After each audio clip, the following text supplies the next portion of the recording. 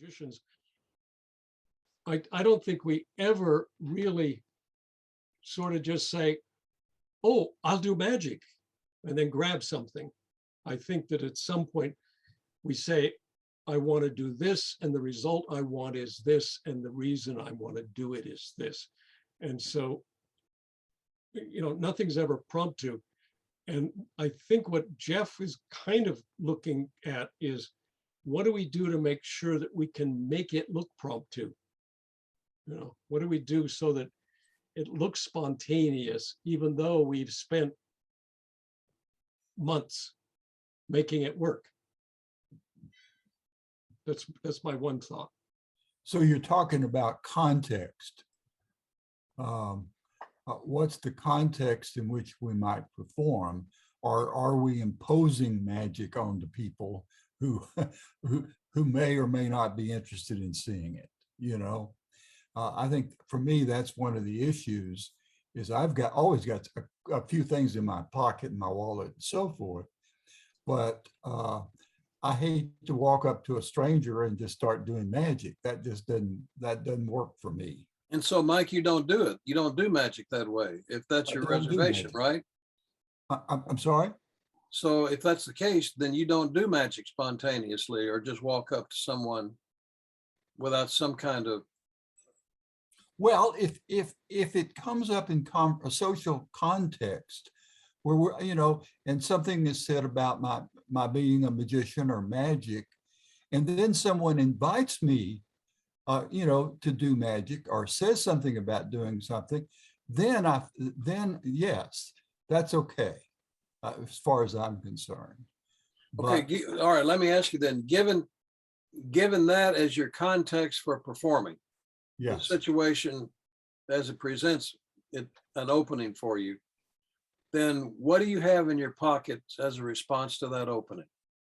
Oh, well, you mean name the effects? I can certainly do so. Fading coin. I've always got some coins in my pocket. I've got 2 or 3 bill effects. I've got the trap door with a dollar bill, and you've seen that. I've got a swap of a $5 bill for a $1 bill that I can do. I've got a set of B-Wave cards in my wallet. I've got Larry Jennings' illusion with 3 cards. It's where the card jumps from the middle to the back, and then back. It's you all probably seen it on Penguin or something, but it's a 3-card effect. I've got that in my wallet.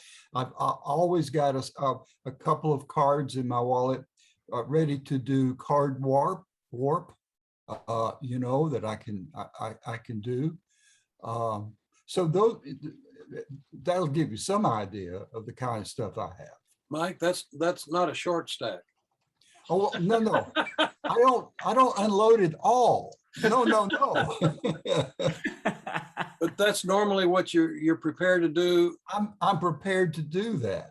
Okay, all right. So, but I'm not going to do 20 minutes of magic in that context. I'd rather do one effect and it be a real slam dunk and move on. Okay, all right. Okay, Tricia, what about you? Well, okay, no judgment.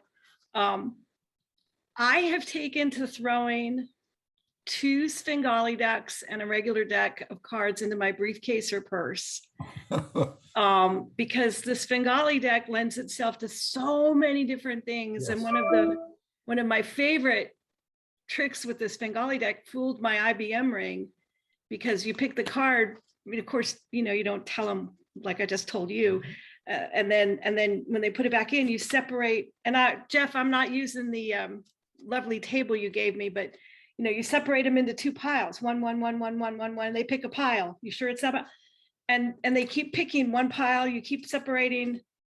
down and down and down and down. And like JD and some of the people were, what? I've never figured out. And I said, dudes, it's a Svengali deck. And they were like, oh my God. But it's a really good effect, because I like to have card tricks where at least one that I carry with me it makes the person feel like they're doing the magic. It makes the participant feel like they're doing the magic. And then it also can lend itself to a mind reading thing. So my short stack is very short, but I was going to say a couple other things that might be on or off topic. At first, there's a joke, you know how you get a magician to do 100 card tricks? You ask her to do a card trick. Uh-huh. And so, and I also am downstairs instead of upstairs. I just got back from Las Vegas a few hours ago, and I saw 4 magic shows in 3 days. And I went to some of them on Jeff McBride's recommendation, and I learned a lot from what I was watching. And the last thing is, I'm writing a little piece on ethics, magic ethics, which I was inspired to do after the diversity and inclusivity in magic conference, because I started looking around and was finding things about don't steal each other's stuff, but not much about don't humiliate the audience. So I've just been real curious. But anyway, getting back to being on point is 2 Svengali decks, so you can easily switch to another one and say, well, just in case, you think that was it, whatever, you just can do it with another person. And then 1 regular deck that I have set up for, I don't know the proper name of it. It's something Albert Lucio taught me, it's set up, but it's a regular deck of cards. Okay, Tricia, what is the opening you look for, which will cause you to reach for a Svengali deck or whatever prop? Am I allowed to swear on this thing? Yeah, sure. When people call bullshit on me, oh yeah, you're a magician, you're a lawyer, what kind of magic do you do? Yuck, yuck, yuck. And I'm like, seriously, if somebody, it's kind of like how your article resonated with me, Jeff. Your article about, oh, Mr. Magic Man, I'm like, yeah, okay, Miss Lawyer Lady, you can do a trick, do one. And I'm like, well, sure, I'd be happy, but I'm going to need your help. We're going to have to work together on this. And boy, does the tone change. That's good. So I wait to be, I'm not always called out like that, but I wait to be asked. Yeah. I wait to be asked. I like what you're saying, that phrase that you use, called out. So it's really what calls us out to move into our short stack, whatever that's going to be. Chris, you said you might need to leave a little early. You want to come in? Yeah, sure. I think all of us, being influenced by the magic and mystery school, probably share the same things, like Bewaved, because I keep that in my little set. Actually, I have this little case here that you guys can see, and I keep Bewaved, and then my version of the Inquisition in here. Okay. And then also a haunted doll. So that's 3 things. But the thing, I keep this is the haunted doll. Okay. And it's just a rising doll in the hand. But what I wanted to say about those 3 things, I do that in my regular act. So I never, I used to do a lot of different things, but people normally approach me and they say, I heard you're a magician. What kind of magic do you do? And we get into this conversation. And I said, well, I try to explain, but, I normally do the haunted doll to give them an idea of the type of magic that I do. And normally it'll be silent and pantomime without the mask, but I'll put on a mask by remaining completely silent. So I'm constantly thinking, how do I get them curious about my act in general? And the one thing I also do, I know that people, they might try to say, well, let me see something. So I never jump right into showing them anything. I always say, well, you know what, before I get into that, I would like to give you this magic. This is for you. And I think everything starts to settle down when I can set the tone as if this is a gift to them. Because that's how I look at my magic on the stage and in any setting, is that magic is a gift to be given, right? That's what Jeff always preaches. But I literally do that. I go, here, I'm going to show you this, and this is for you. It's brilliant. You know, and then all of a sudden it changes, at least for me. What are the impromptu contexts that you will typically experience in your work or your setting or your environment? Yes, so you know, I used to do tours, or I was a castle knight at the Magic Castle. Oh, And so I would show people around, which is perfect, but they're just really, you know, looking around.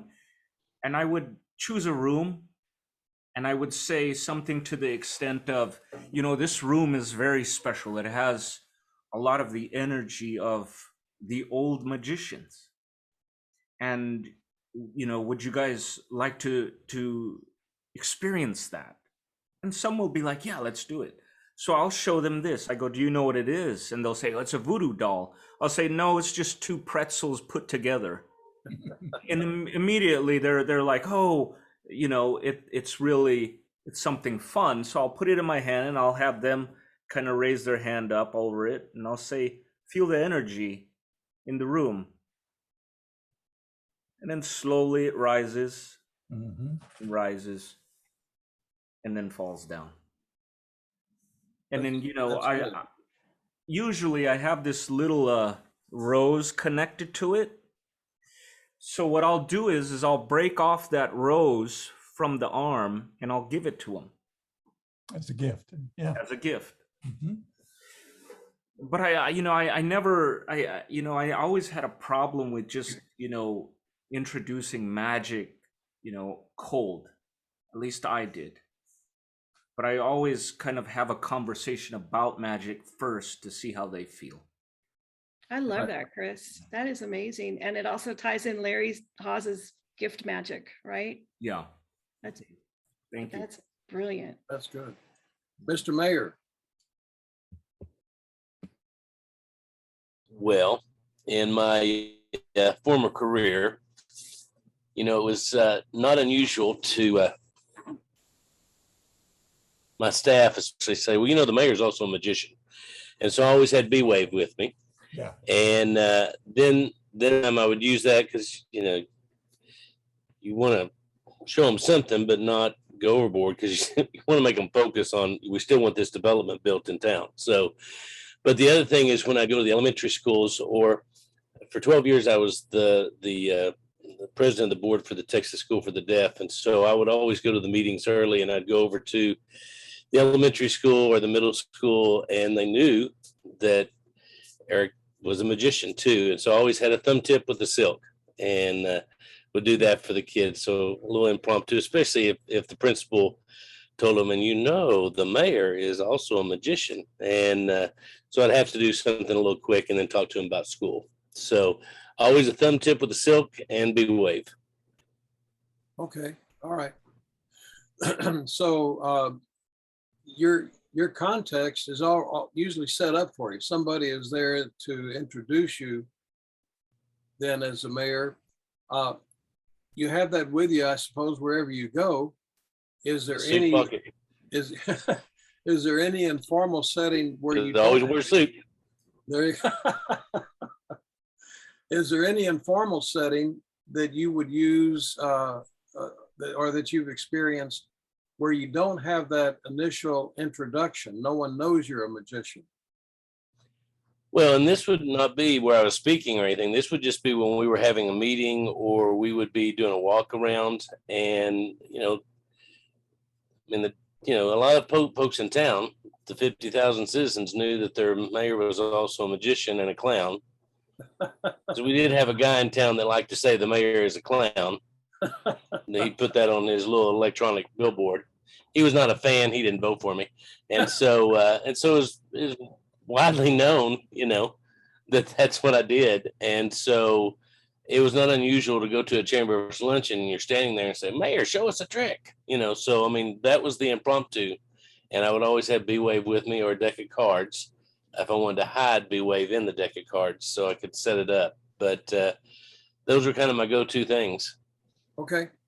And I always ask. I was always asked. I didn't just do it because, it would be interesting though, because especially like a developer or someone that was a business owner in town, oh, the mayor does magic. They think it's going to be some little bitty trick, and they would kind of go, "You really do know magic." So it was always fun to watch the look on their face. Sure. Greg, what about you? I had to turn it off mute. I don't carry a whole lot at the time. I'm sort of picking up on this stuff. I like to do, this is one that Ralph showed me a long time ago. Not a long time ago, but Ralph showed me where when Just a second. John, good afternoon. How are you? Pretty good. How are you? I am just fine. Good to see you, sir. Welcome. Do you have music in the background? I just muted myself. My wife has the TV on. Oh, okay. All right. Okay. Good to see you, sir. Welcome. We're discussing our short stack, what we carry in our pockets for impromptu work and what causes us to reach deeply and pull something out. And Craig, who's joining us from Seattle for the first time, is sharing with us. Good to see you, John. Go ahead, Craig. okay, one of the things I do if someone asks me, oh, you do magic or you do it, is a trick that Ralph showed me a few years back. You hold up, you sit there and you talk to them and you talk about, you have invisible coins, you have a dime, nickel, and a quarter. And in the meantime, you've already finger palm or classic palmed one of those coins. You hang them up in the air, and then you do equivocate for them to pick the coin that's in your hand. Right. And you already know, you can sort of feel it, that whether it's heads or tails. And you say, okay, what is that coin? And they tell you, because they're mentally, and then you sit there and say, now is it heads or tails? And they're going, yeah, right, it's heads. And you say, that was imagination. And then you either done the flip if they said the opposite of what you had. And then you take the coin and you're saying, that was imagination. Then you have the coin and you go, and they don't see it until you put it in their palm. That is reality, and then they have the coin in their hand. That's a version, Mike, I think, of Fading Coin, isn't it? Yeah, David Parr, I think, did that version. Yeah. Yeah. The other thing I keep a roll or a container of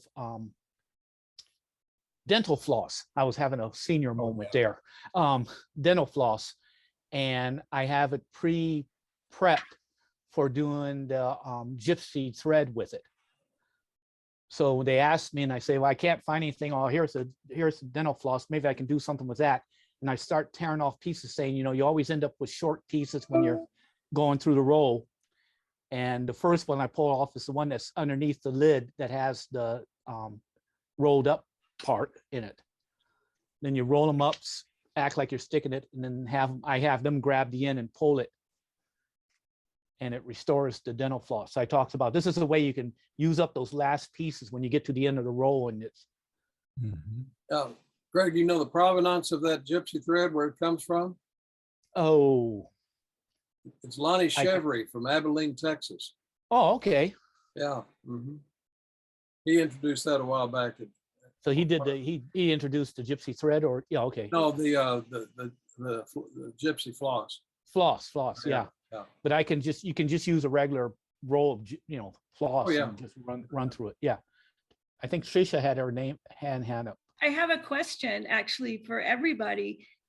Are there, and this alludes to a little bit of what Chris was saying, are there things that you would not do in your short stack that you would save as part of your show, or something that needed a different context?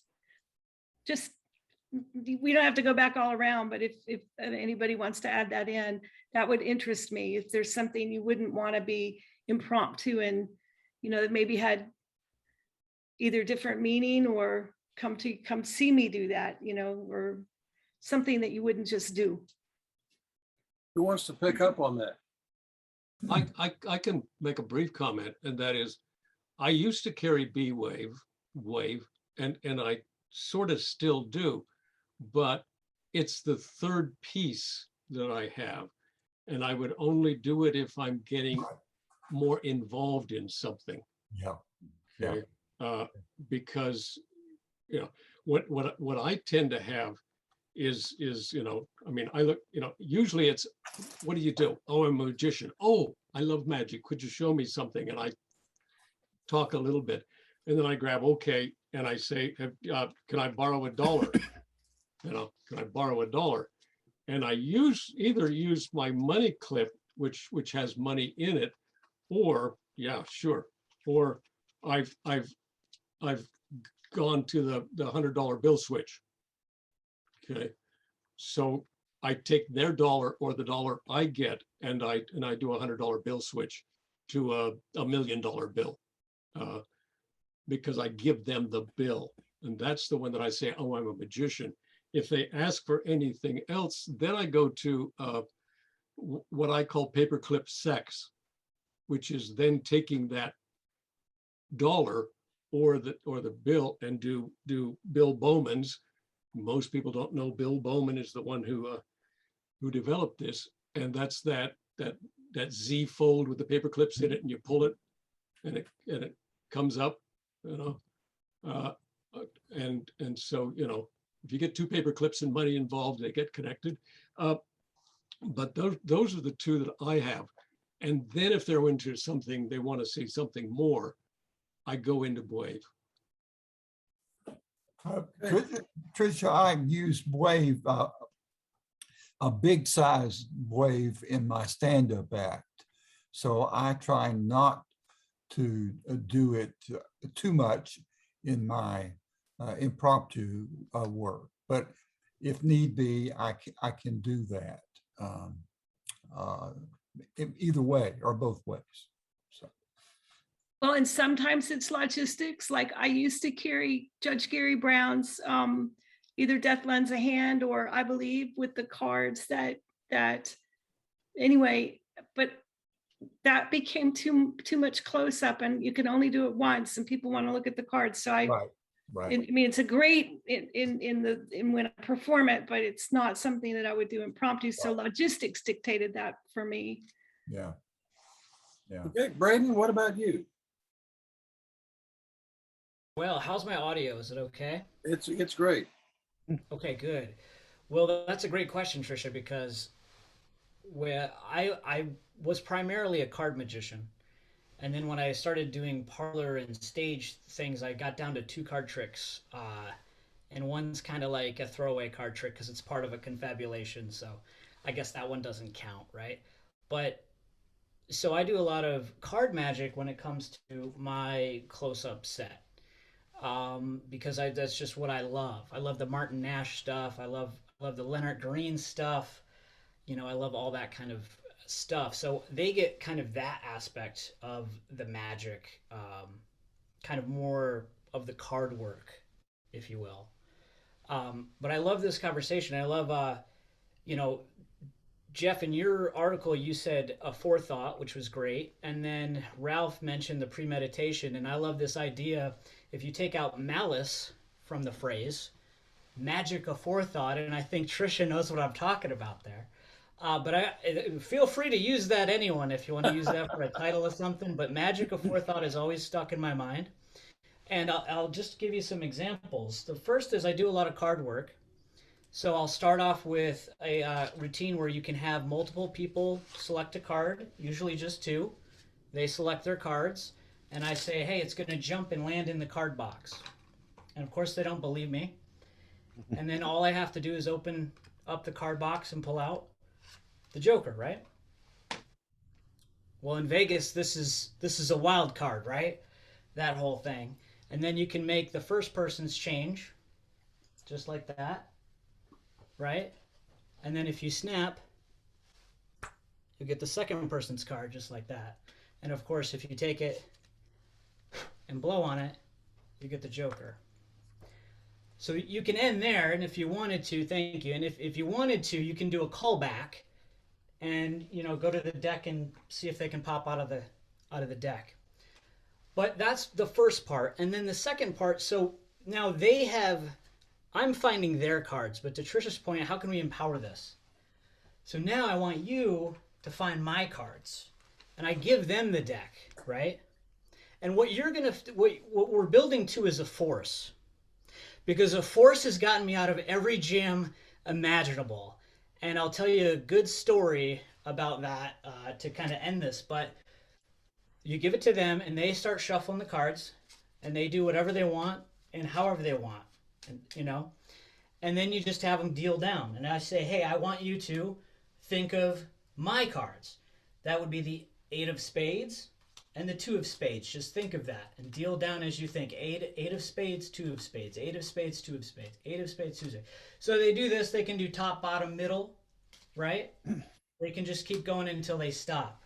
Now for you guys here, I'm going to use wine glasses for this because it's kind of cool. But you could do this in your Zoom show if you wanted to, right? Of course, they couldn't do it, but then you go, what was it? 8 of spades, 2 of spades, right? 8 of spades, 2 of spades, 8 of spades, 2 of spades, 8 of spades. So I'm just doing this fast so you guys get the idea. 8 of spades, 2 of spades, right? And in Zoom, you could have them think about this. 8 of spades, 2 of spades. Now remember, you shuffled, you cut, you did whatever you wanted to do, but alas, we've got the 2 of spades, and yes, we've got the 8 of spades. Right? Clink the glasses, there you go. So that's an important part, I think, because you're having them become the magician. And then, I think to have a third, I have a few that are threes. One is this little mini deck of cards. Now, I keep this in my sock. So far, all I've have is a deck of cards in my pocket and a deck of cards in my sock. And this is probably one of the most memorable things you can do, and it's the most simplest thing you can do, because all I'm going to do is force a card. I'm going to force the card that's reversed in this deck. So you get that invisible deck flavor without having to worry about, am I spreading them at the right moment, that am I opening the deck up and turning it around the right way, all that kind of stuff. So I've had people shout out that they've been with me for hours, and they'll go, he's had that in his sock the whole time, right? And that's kind of tells them that you have prepared. Now, I missed the card. This is my out, in case of emergency, break glass, right?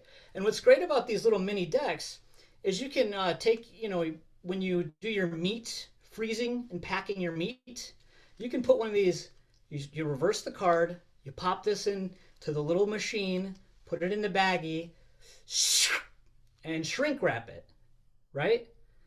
So now you have to cut it open. You've got to, it's crazy time because they don't understand force is a really big thing. Danny D. Ortiz talks about it all the time. He's what's your favorite card trick? He says a force. They say, what force? Any force. Because at that point, think about how this is playing. One is I found their cards. 2 is they found my cards. Completely fair.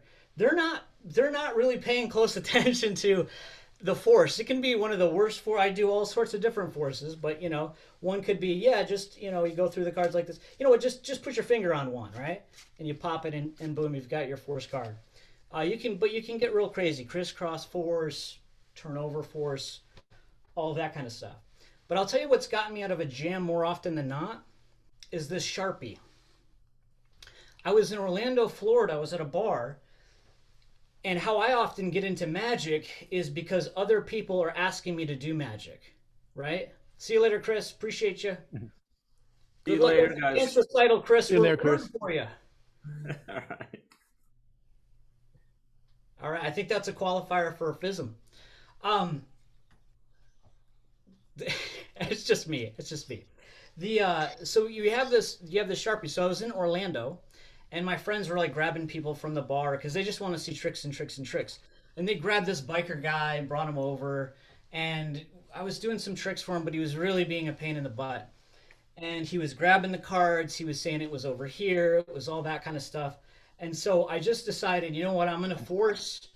If I can get a force where he feels that he's in control, then we've got something. Okay, so I just did a simple force, and I'll teach you guys. This is Ted Anneman's 201 methods of forcing. Okay, it's always the second card, right? And we'll just do this. So, well, we'll just do it this way because it'll make sense with the Sharpie. But what you do is it's the second card you're going to force, okay? So you get it to the second position, then you say, I'm going to turn over cards one by one, just like this. Some of you might know this. I'm going to keep turning over cards until you say stop, but we're going to take the card that I can't see, right? And they say stop, and you go, now you could have stopped me at any of these cards. You chose to stop me here. The 6 of clubs, right? So just to run that for you, if you're curious, it's the second. What happens is you show the top card, you get your break. Okay, you thought a little pinky break. You come back on top, and so now you have a break above the 3 of diamonds and the turned over 6 of clubs, like that. And then you just slide them as one up. Now you can't show this side. So I'm doing this on Zoom for you, but normally I'd be down here like this, okay? Right? But for Zoom, you guys can't see. And you just turn over, and then when you coalesce and spread, this will be that second card all the time, every time. So that really slowing down that choice process was really important. So when I did that, I was in a good position because now I can hand him the card, and if he wants to be a pain in the butt, let him be a pain in the butt. So we'll go like this, and I'll go, and so I turn my head, and I go, oh, did you put it in? Now, unbeknownst to me, and my friends saw this happen, they didn't know what to do because they didn't know if they should stop me in the moment. They saw him pretend to put the card in, and he kept it. And I didn't know that. I didn't know that at all. So I'm going through it, but because I've got the force, I'm going through it, and I'm tapping the deck like this with the magic wand, turning it over, that's your card. And he's going, nope, that's your card. Close, but nope. And why he's so confident and so cocky is because he's got it in his hand, right? So when I miss the third time, he decides that he's going to tell me, nope, here it is, right? And he shows it. And I said, wait, and he's busting up. And my friends are like, oh, crap, like the guy just won. And I was like, no, come close, come look. And I don't know if you can pick this up here. We'll try to get in nice and close. But if you can look at that, it says 6 of clubs.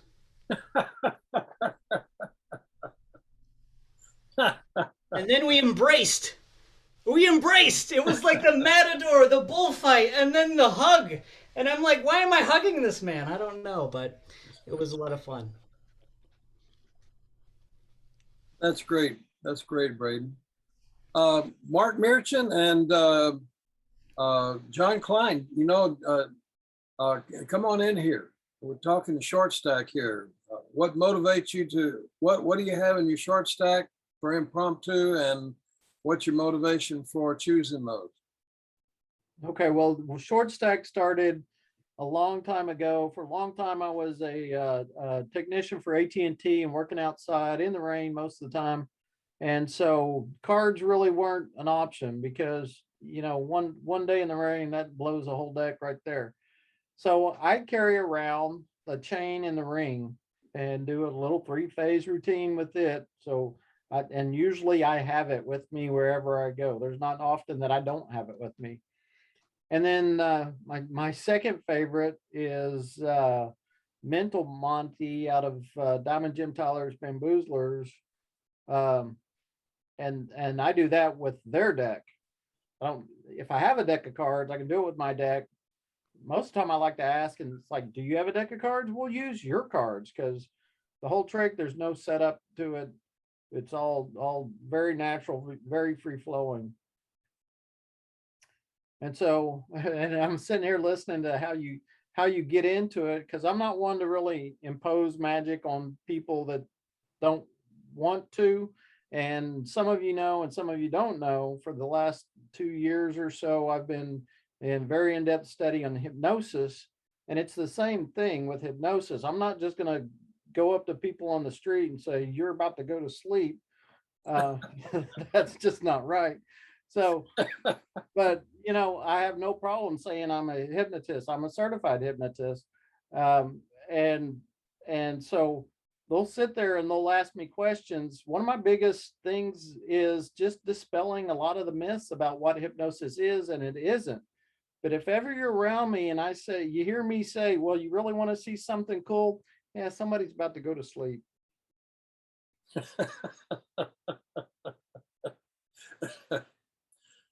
I'm getting a little drowsy. I'm sorry.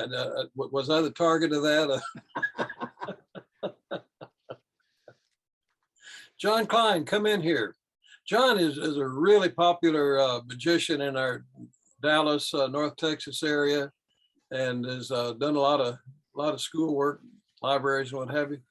What do you carry in your pockets, John, when you're out and about? Well, I carry a deck of cards, of course. I'll get into that in a minute. I always carry some non-card stuff, though. I never leave the house without dental floss to do Lonnie's gypsy floss trick. There you are. Yeah. Get to work. That's a super thing to have in your pocket all the time.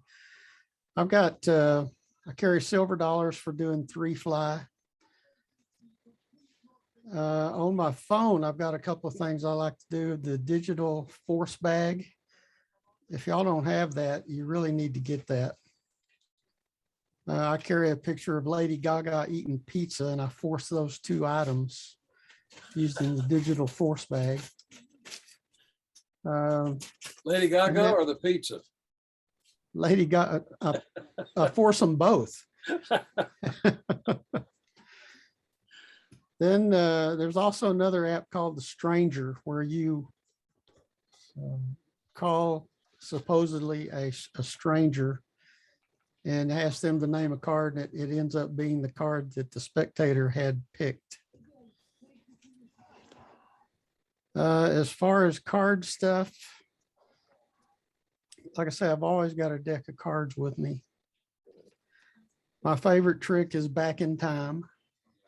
I'm sure most of you do that. That's a great trick. I usually do Gregory Wilson's 4-card Monty, which is a routine I really like to do. There's a prophecy move 2-card selection trick that Aaron Fisher teaches that I do all the time. One called Gemini SMS, where I send a prediction to the spectator's phone, and then they randomly pick 3 cards, and it happens to end up the prediction that I sent them. And then a version of Killer Mystery Card that I found that I really do like. I could do, you know, like 20, 25 different card tricks, but those are my favorite ones to present. What would you do impromptu if somebody invites you to do some magic? And what order are they? And what is the grounds for choosing one over the other, for either starting, finishing? I usually would start with gypsy floss. Okay. I don't particularly like starting with a card trick. Then I would go into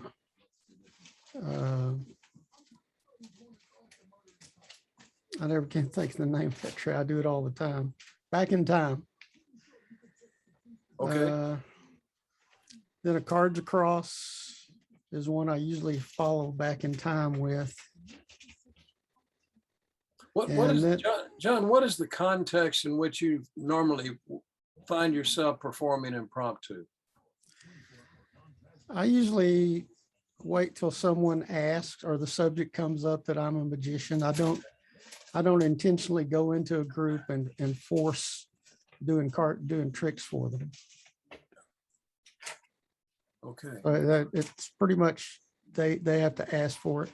Okay. I suppose you're talking about just in a normal situation. Of course, if it's a paying gig and I go up to tables and stuff, that's a different story. Oh, sure, yeah. Well, let me throw this out for any of you and all of you here. Without people knowing that you're a magician, you're on the street, you're standing in a line, you're in the grocery store, wherever it might be, what would prompt you to initiate magic? Well, Jeff, I want you to answer that because I have a story on you about that. When we went to visit Senator Kruger, we went Wow. down there to see Bob, the senator, on serious international discussion matters and history and all kinds of things. But you mesmerized him, and that gentleman, you made his day, and he laughed like a schoolboy when you did cups and balls for him. It was one of the most moving things I was witness to ever. And what prompted you after this very intense discussion and heady stuff and all that as we stood up? What prompted you? Well, I don't remember. I'm putting you on the spot. I'm sorry. But Well, I don't remember exactly. What I'll often do is reach into my pocket and I'll pull out, I'll say, oh, by the way, I don't mean to be rude, but have you seen this one? And that's often the way I get into magic with a stranger. And it's such a stupid looking prop that it invites exploration and accommodation. They'll give you the few seconds that it takes, and then that one card shows up and they're blown away. And depending on how they respond, and I'm not sure that's what I did with Senator Kruger or not. I don't remember, but I'm not sure how we got there. I really don't know. I'm always loaded. I'll tell you, and thank you. That's very kind of you, Tricia. That was a wonderful experience to share that. Very, very lovely man. This was Senator Robert Kruger, a former United States Senator from Texas, back in the 60s. No. it was later. It was in the 80s or 90s. One-term senator. What I will often do is wear this stupid tie. And that provides the context, an opening. And I will, I always carry with me, if I can get to it quickly here, I've got so much trash in my pockets. I'll walk up and I'll say, and I did it in class today, you know, this is what they call a, what do they call those ties? It's not a wonky tie, it's a trick tie or something like that. And it squeaks, just poke him on the nose right there. And they'll poke it. I said, it didn't work. I said, well, you use one of these, works for me every time. And that's usually a way to get into it. In the restaurant work, even in the high-end steakhouse down in Granbury, I'm wearing this tie. And I walk up to these lovely ladies who look like they could buy the place for an appetizer. And I say, thank you so much for coming in today. By the way, before we get started, would anyone like a little handy wipe? And I reach in and I pull out the little yellow thumb tip hanky, you know. And then at the end of it, I come back just before the server brings the ticket, and I'll reach into my pocket and I say, I hope you enjoyed your meal. Would you like a little cleanup? And then they've already seen the thumb tip thing, so they know that they know not what to expect, but expect something. And I say, would you like a little cleanup here? You know, and I reach in and I pull out the other one. I've got a match set if both of you, and I say, if not that, how about a little floss? And I'll go into the floss routine. So I've got this persona of this wonky character who just doesn't recognize class or how to act around it. and I get away with it. They kept hiring me back. So, Well, you got away with it with the Secret Service as well. You need to tell that story. what are you talking about? When you performed in Washington, D.C. at early morning in the Oh. restaurant. Oh, okay. All right. There you Well, go. I'm co-directing a conference in Washington, D.C. at the Library of Congress. And my colleague and I, Paul Benson, decided we wanted to go out for an early breakfast. So we walked into a little restaurant about 2 blocks from the Library of Congress, run by some Vietnamese ladies, lovely, lovely little nook in the wall, little breakfast place. And so we're sitting there in the window, and these 2 cars pull up, these sedans. They're they're SUVs, and their lights are flashing. And out of the back end, the second one comes these young late 20-somethings in cutoffs and jeans and sports shirts, and they've got the little squiggly in their ear. Well, they're pretty clear that they're Secret Service. One of them comes in and looks around and stands there, and then he motions to the other one, and they open up the back door of the first SUV, and out comes John Boehner, Speaker of the House, and they've been out playing golf already, and he's in his cutoff khakis and his golf just walking shoes, and he comes in, and I walk over after they've settled into their places at the breakfast bar. I walked up to one of the squigglies and I say, "Would the speaker enjoy seeing a little early morning magic?" And I pulled out this one. And I said, I spread them out. I said, "Give me a number between." I said, "Would you like to see a little Fort Worth magic, Mr. Speaker?" And he said, "Oh yeah, that's fine." And I said, "Give me a number between 1 and 6. Well, instead of giving me a number for me to do the magician's force, he just pointed to a card. He said, "I want that one." And of course, what he touched was the "that one" card, and we both believed in magic. See, most of us would be shocked by now. Sometimes you win. But I live by this motto: if you don't go, nothing's going to happen. Well, any other observations about short stacks? How you get into it? What motivates you or moves you to? Well, let me jump in, Jeff. Please, Mike. I've noticed that I've been invited to perform a little bit more since my book came out. People hear about my book, or understand I had published a book, and then they say, "What's it about?" And then I say something, and the next thing. Excuse me, Mike. This is what he's talking about. If you haven't seen it before. Meet my agent. But anyway, I've noticed, in fact, my wife made some mention today about that I've gotten more opportunities as a result of the book. She said, we haven't made any money off the book, but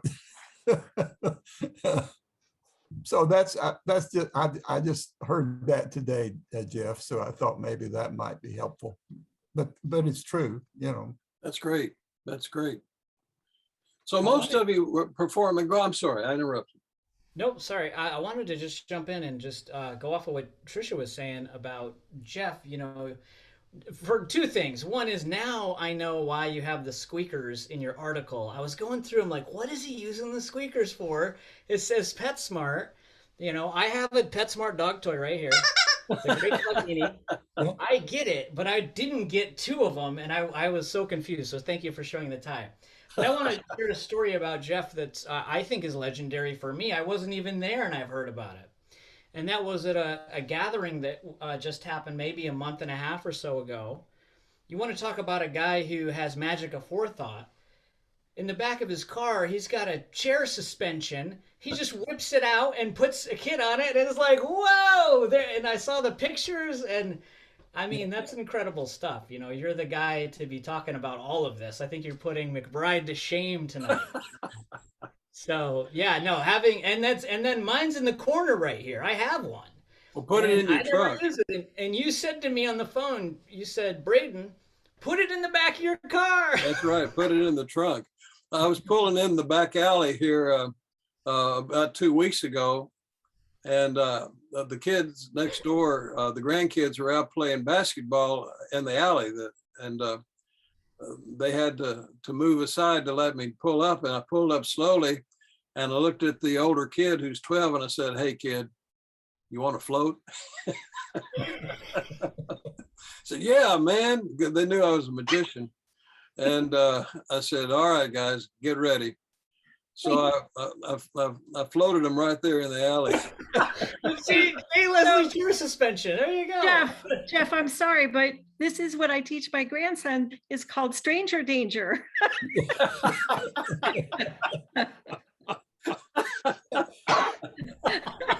Okay, all right. There are no circumstances. Yeah. I didn't tell the whole story. I did a Zoom magic show for him at Christmas. So Okay. Okay. Much You keep saying, "Kid, you want to float," and it made me immediately think of It, where they talk about everybody floats down here, and I'm going, yeah, I'm surprised the kid didn't take off running at that point. yeah, But don't let him fool. Don't let him fool you. He says he knows the kids. One morning, John Klein and Mike and myself and Brent Fisher were all at breakfast, and all of a sudden Jeff was just gone. He was at the table where there were a group of kids and their parents showing them tricks. I mean, we just lost him. We were there to learn some stuff, and all of a sudden he's gone to a group of strangers in a town he's not even from, and he's doing magic. So he can do magic anywhere he can. Well, the bunnies, amen to that. Amen. the bunnies were hopping. You guys have Eric, given me really good ideas, although I'm not going to put a chair suspension in my car. But, I'm a grandma now, and I was a mom. There was soccer, there was volleyball, there was school, there was Boy Scouts, there was girl. And so my car would have just about anything we could have lived out of my car for 2 or 3 days in an emergency, because there was extra drinks for the soccer team. There was changes of clothes.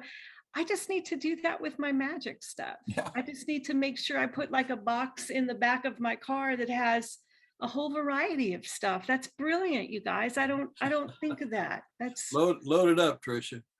I'm getting my cooler, but I'm not doing a damn chair suspension. Not doing it. Eric, Yes, sir. one time Phyllis and I were out with Jeff and Pam to eat, and he wanders off to do magic across the room, and Pam just sits there and shakes her head and says, "There he goes again." Yeah, she's got to be used to it after all these years. I mean, it's just got to be second nature for her. My wife does not enjoy magic, and she enjoys me doing magic when she's around even less. So, well, guys, thank you all very much. Any closing observations about our topic and theme tonight? This is great. I just want to jump in real quick. There's something that flew under the radar for a minute, and John Klein gave us a wonderful thing called the digital force bag. Are you guys familiar with what that is? No. Okay, because we didn't plan this, but I was prepared potentially to show this. But You've been hanging around Jeff too much. That's why you're prepared. You've been hanging around Jeff too much.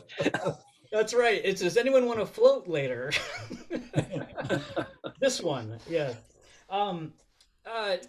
Jeff, think of a number between 1 and 52. I don't want you to think of a playing card, because if you think of a playing card, you're a magician and you have kind of your own algorithm, let's say, on what you would choose, because a normal person might choose the Ace of Spades, the Queen of Hearts, that kind of thing, the Jack of Diamonds. But you're a magician and you have your own really obscure algorithm. And I don't want you to really think of that. I want you to think of a number between 1 and 52. Okay, got it. All right, you've got the number. Go ahead and say it out loud. I'm going to try to focus this. 17. 17. Okay, I've got a notes app here on my phone. And let's see. Here it is. And on it, I have the most commonly selected cards. You may not be able to see this if it... It's fuzzy. Okay, well, just trust me on this. Okay. Trust me on this. All right. They're all all different except for, let's see, the first one is Queen of Hearts. The second one is Ace of Spades. The third one is Two of Diamonds. That's what people normally pick. Number 52 is the Nine of Spades. But you picked 16? 17. 17. So 16 was the Four of Diamonds, if you didn't get that. And then and 18 was the Six of Diamonds, but 17 is actually the Seven of Diamonds. And I know you can't see it, but John can verify this for me, that it would say, in fact, the Seven of Diamonds. Now, what I want you to do is go ahead and hold out your hand, Jeff. Yes, and imagine that the playing card is in your hand face up. Okay. Okay? And what I want you to do is, my phone shut down. I want you to do is fold it in half so that I can't see it. Okay. And I want you to fold it in half again. Okay. All right. Now it's folded into quarters. I want you to throw it at the screen. Boom.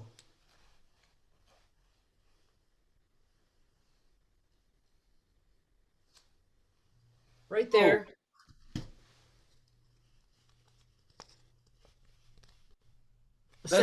That's too good.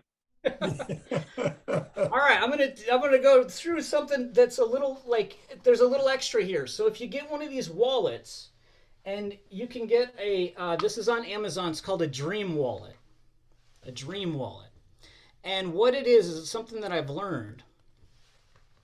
And what it is you get your phone, right? And then you get the proper case for it. It comes with a case for your phone. It comes with a wallet, and it also comes with a magnet. So this is actually magnetized, right? Okay. So what you can do is you can take that card and you can slip it back there, and the magnet, you can put it right in here like this, and the magnet will always be there. And now it won't come out, and it's always ready to go. Okay, but you need one that's the Dream, and it's on Amazon. It's got the magnet. And you need this wonderful gift that John Klein gave us tonight, which is the Digital Force Bag. Because in the process of going to my notes is when I calibrate the list. And so you asked the question earlier, Jeff, well, Lady Gaga, and what was it, John, a Pepsi or a Coke or something? Pizza. Pizza. A pizza, right? And so when he answered you and said, well, I forced both of them, that's true, because what happens is that same number works on multiple lists. So you can have the greatest artworks of all time. You can have top celebrities. You can have all sorts of stuff. But I wanted to share that with you because this is a social distancing tool. You can do this from Zoom. You can do this from across the picnic table. So this is a good one to get. Now, how did the card, you guys are familiar with card to phone? No. Okay, so I'm using two apps. I'm using Digital Force Bag with card to phone. And just to kind of go through that with you. Oh, those are two separate apps? Yes. But yeah, so that helps with this. So if I just flick it like that, and I've set it so that if there's just a little bit of motion, it pops and it slides off. But when you combine the two, it looks really magical. It looked really, really good. And Yeah, you it was can do nice. sponge balls, coins, every different type of playing card you can imagine is on there loaded. You can have them folded in blue backs, red backs, arcane backs, doesn't matter. And that's called card to phone? Yes, card to phone. Now, how does it work with a coin or a sponge ball?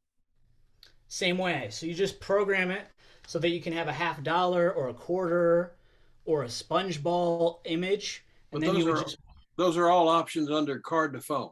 yes, if you get the Pro Tools. Okay. How much is it? I don't remember, to be Okay, fair. but it's not a free app.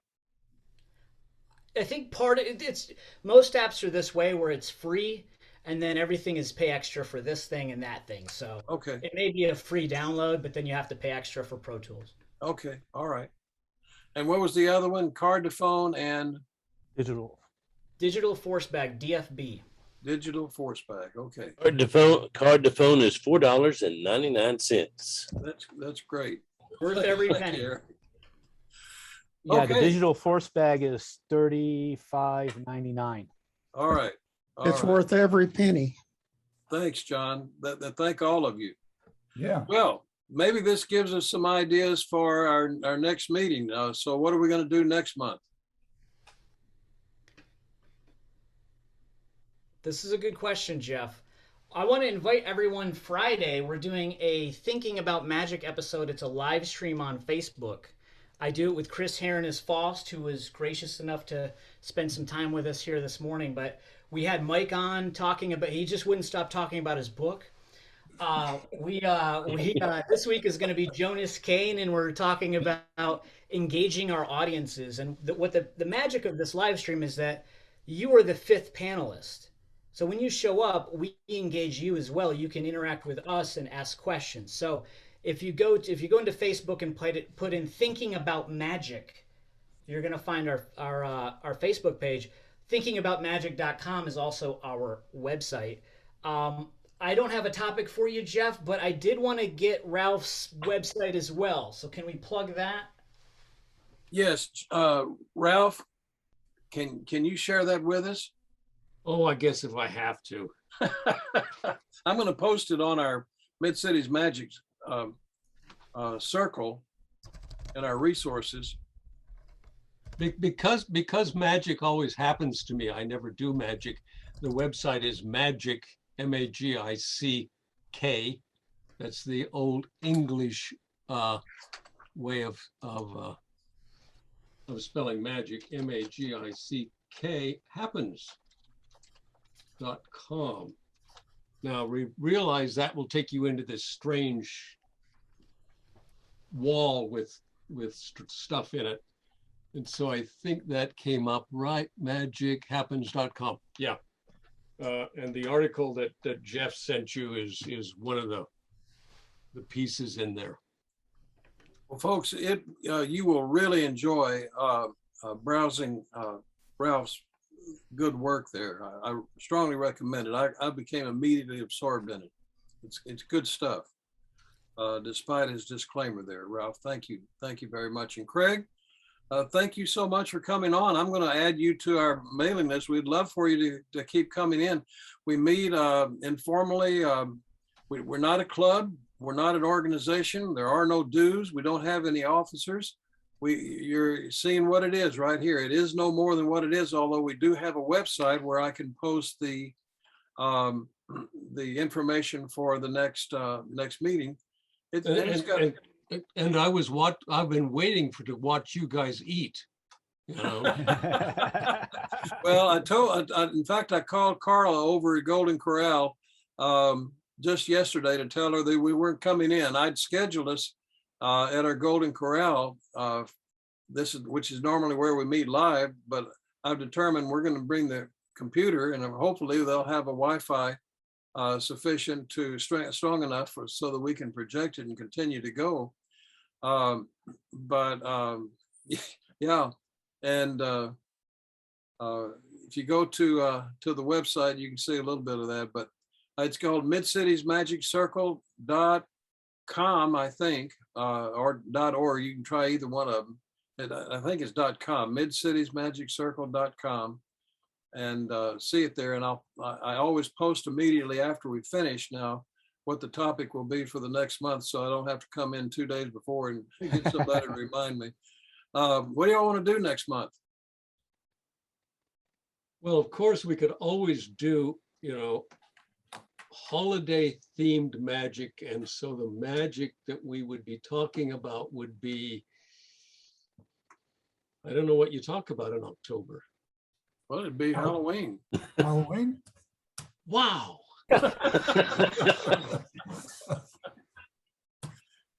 So you want to do Halloween theme? Mm-hmm. Halloween theme magic? Because I always like to have some thinking behind it, I would add, why do we do Halloween themed magic? Okay. Okay. Why do we do it? Okay, that's as good as anything. Well, I'll get that posted right away. Thank all of you for coming in. It's always a rich evening for me, and it's a lot of fun, and I always take inspiration from it. So thank you for your contributions. It's no more valuable than the gifts we give each other. So there you go. Anything else before we close down here?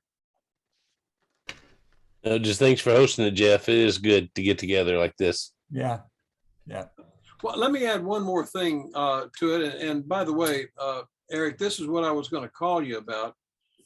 For many years, off and on, I guess over the last 10 or 12 years, 3 or 4 of us in the Dallas-Fort Worth area have gone out to the Naval Air Station and to the Army Reserve Post to perform free magic for active men and women, active service men and women and their families for their fall picnic or their Christmas gathering or whatever it might be. 2 or 3 of us would pack up and go out there as part of it, as just our payback, our gift to active service men and women. And we call it Magic USA. I'll show you the sign for it back here. And Oh, cool. that goes with us. And what I wanted to do was to do some, and for what it's worth and what it's not worth, is put together some a couple of Zoom shows featuring any of us that would like to perform. I'm thinking maybe 2 or 3 or 3 or 4 of us or whatever. So if you want to, I'll put out an announcement on it, and I'll check with my contacts. We haven't done it in about almost 3 years now. So of course those folks are in and out of their service contract, their commitment, Right. and they're always changing their administrators for family services. But I'll contact them again and let them know that we would like to do that as a gift, and maybe we could do it. Maybe put together a winter holiday Oh, that'd be great. for them. Absolutely. So think about that, and I'll get word out to us through our Okay. email list here. And any of you that would like to be a part of it, let me know, and we'll put it together. That would be great. Yeah, I like that idea. All right, all right. Absolutely. Well, it's Halloween and why and what for next time for October. So Halloween, Christmas for magicians. That's how you have to think of it. Halloween, Christmas for magicians. all right. Well, I'll get it posted, and hope to see you all in Magic and Meaning. Yes. Have a great weekend. Yes, I got my tickets my reservation last night, so I'm excited about it. All right, very good. Y'all have a great day. Craig, thanks for coming in. Oh, Good to thanks for have you. having me. And Thanks for John, letting me was go. that your wife there at the house? John Klein? Yes, it is. Vicky's home? Yes. That After is seven- fabulous. After 7.5 weeks in the hospital and Oh. rehab. Oh, Wow. man, it's so Wow. good. I'm so happy for y'all. That's great. Well, give her our love and friendship. All right, Okay. guys. Well, I'm going to wrap it up. Have a great evening. Thanks for coming in. Take care. Bye-bye.